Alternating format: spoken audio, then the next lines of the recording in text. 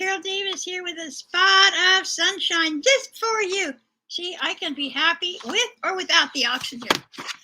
So I decided to keep it on today because I could. Not because I needed to, I mean. But I also like to share with you, everything so that some of you out there may not know that you can have pretty much a normal life if you wear your oxygen. I went through a stage where I didn't want anybody to know. Big mistake. And they'd say, why are you gasping for breath? What? And I would my ego was such that I would rather gasp for breath than let you know that I had, that I was on oxygen. Stupid. It's ego, all ego. So now I don't care. With oxygen, I can breathe. Now, some days I do not need it. And I think it's because the weather has something to do with it. It's been really, really windy where I live and cold. So today it'll be hot and there's no wind yet. So in a little while, I'll take it off and try again. So that's enough history. Now I'm going to read to you because you know why I do this, because I want to spread the smiles across the miles. And I invite you to join me. It's so easy. I read a little story, but you can just walk into the grocery store and say to the clerk, hi, how are you today? What a beautiful day. You can just be the sunshine that you want others to be. And, you go to the gat, wherever you go. And people are, about Ukraine and Russia. It's a bad thing. But I don't have to let that event 5,000 miles away rob me of my sunshine. Do you hear that? It is important to be aware of world events. It is important to take care of myself and my family. But none of it should ever rob me of my sunshine. And there's always something to smile at. Always. So, today I'm going to read or start this book, Hope for the Flowers. I've read this many times. I hope you're not too bored if you've heard it before. If you've been with me a while, you have. But I still love it. It's one of my favorites. You ready? Chapter 1.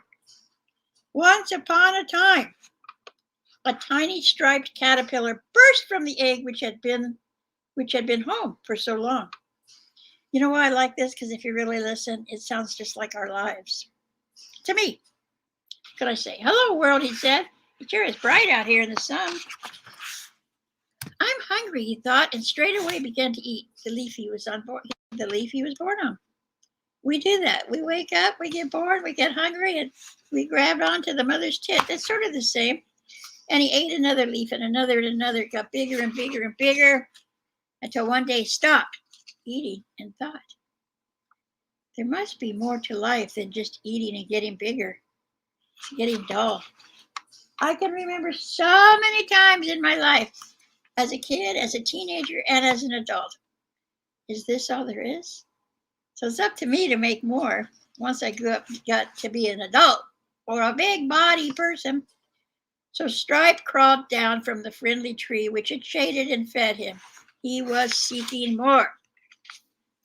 There were all sorts of new things to find: grass and dirt and holes and tiny bugs.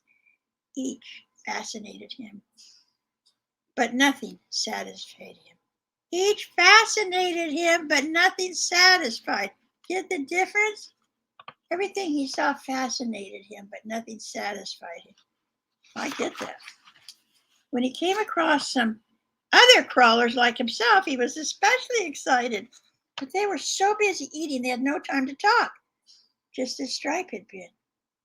They don't know any more about life than I do, he sighed.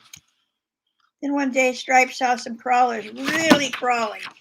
He looked around for their goal and saw a great column rising high into the air. The column was a pile of squirming, pushing caterpillars. A caterpillar pillar. See? A caterpillar pillar. It appeared that the caterpillars were trying to reach the top, but the top was so lost in the clouds that Stripe had no idea what was there. He felt new excitement, the sap rising into the spring. Maybe I'll find what I'm looking for. How many jobs have you had? And your goal is to get to the top of the ladder, but you don't even know what's there. How many times? Seriously, think about it. Full of agitation, Striped asked the fellow crawler, "Do you know what's happening?" "I just arrived myself," said the other. "Nobody has time to explain. They're so busy trying to get wherever they're going up there." "But what's at the top?" continued Stripe. "No one knows that either, but it must be awfully good because everybody's rushing there. Goodbye, I've no more time." He plunged into the pile. I remember that same situation at Starbucks. I went to Starbucks for the first time long after it was popular, and I listened to what everyone was getting. I just wanted a coffee, but everybody was getting this long, I'll have a cappuccino, frappuccino, add a pumpkin, what? So I asked somebody, what is all that stuff? "I don't know," they said. "Everyone else is ordering it, so I'm ordering it." What? Well, nobody was ordering coffee, but that's what I ordered, a plain coffee. And I would just sit there and listen to all these combinations. And I would hope that people were asking for what they really wanted, not just what they heard everyone else ordering. You know what I'm saying? Okay.